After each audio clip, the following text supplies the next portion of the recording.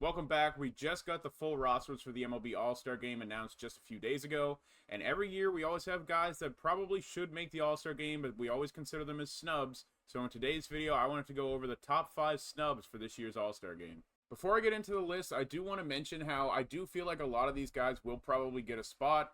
Every year we usually have guys that are hurt and aren't able to play in the All Star Game, or guys that end up opting out of playing the All Star Game as well. So by the time the game is official and by the time the game actually starts, some of these guys might be on the roster. Coming in at number 5, I have Hunter Gattis of the Cleveland Guardians. In each league, they get 4 relievers to make the All-Star Game. For the American League, we got Mason Miller, we got Clase, we also got Clay Holmes, and we got Kirby Yates for the Texas Rangers as well. So those are the 4 guys that made it for the relievers.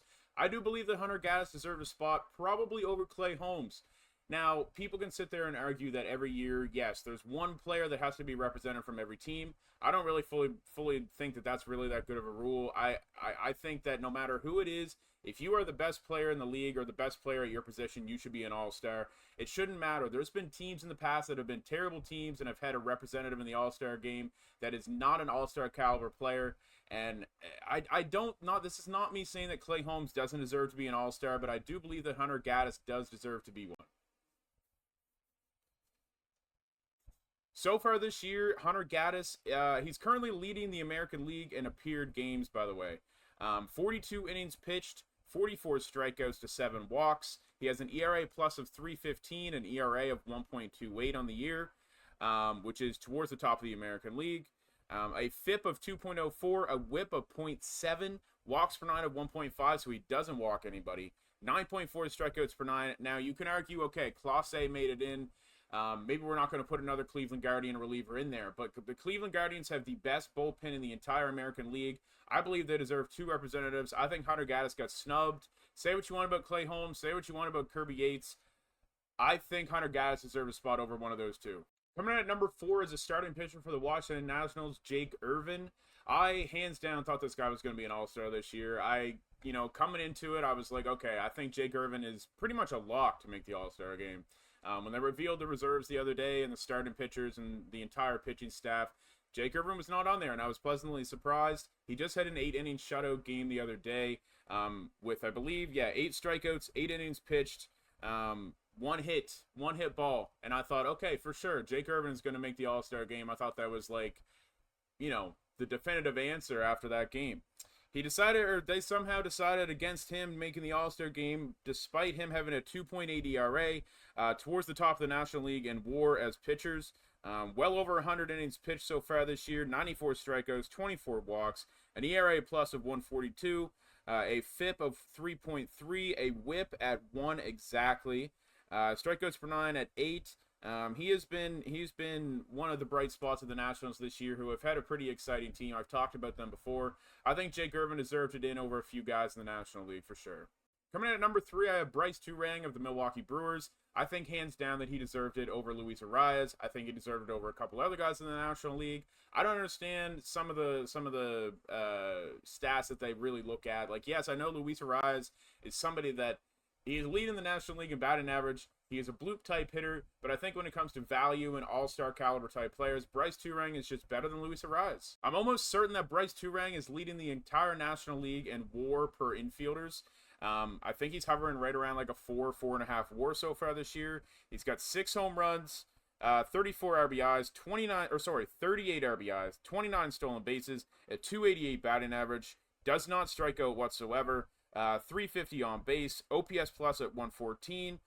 He has been very, very good for the Milwaukee Brewers in an offense that has been pleasantly surprising this year. They've got a lot of guys that are exceeding expectations, and I think Bryce Tang deserves the spot. Now, these top 2 guys are hands down the 2 biggest snubs in recent memory, in my opinion. Francisco Lindor of the New York Mets, I don't know what goes on every year, why he does not make All-Star games. He has got to be one of the most slept-on guys in the entire league over the last few years. Since becoming a New York Met, he is not an All-Star, despite having a 30-30 year in the past. He's also been one of the best players in the entire National League as far as WAR goes.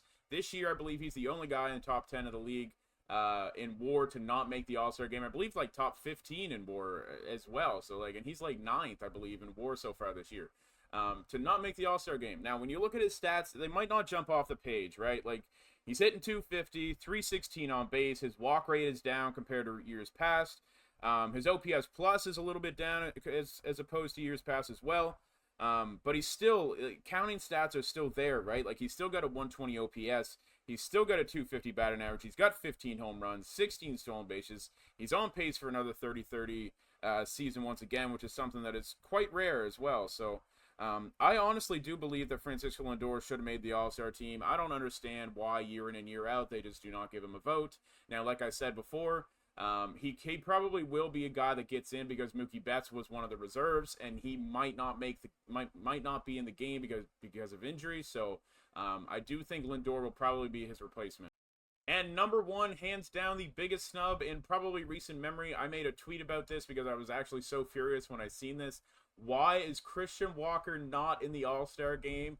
Once again, I do believe that Bryce Harper will probably not be in the game, so Christian Walker, I do think, is the prime candidate to probably take his spot. But why is Pete Alonso getting in over Christian Walker? This is the perfect example as to why does every team need a representative. Christian Walker is 10 times the player that Pete Alonso has been this year, and he is not in because they need to have a representative from the Mets. Now, we just mentioned about how Lindor didn't make it in. I would have rather Lindor make it in over Pete Alonso and then Christian Walker get Alonso's spot. It makes absolutely no sense. I will show a graphic on screen because this was on Twitter. This was hovering all over Twitter. I think most of the Twitter universe, most of the media agrees that Christian Walker deserved to be an All-Star this year. Now, I do think he has been a little bit in more light as of recent because of the series that he had against the Dodgers, where he had like 5 home runs and just completely dismantled the entire Dodgers throughout that entire series. But so far this year, he's got 22 home runs, a 268 batting average, 340 on base, 141 OPS plus, which is towards the top of the National League. Like I mentioned as well, 22 home runs is also towards the top of the National League right now. And yeah, he's just been absolutely insane, not to mention one of the best defenders at first base in the entire league. So he has value on the defensive side despite just being a first baseman. Pete Alonso, I'm not going to sit here and shit talk him because I do believe Pete Alonso is having a solid season. He's kind of doing Pete Alonso things. He's still hitting for home runs. He's still getting on base. Like, he is a good player, don't get me wrong. But I do believe Christian Walker is hands down the biggest snub in the entire All-Star game this year.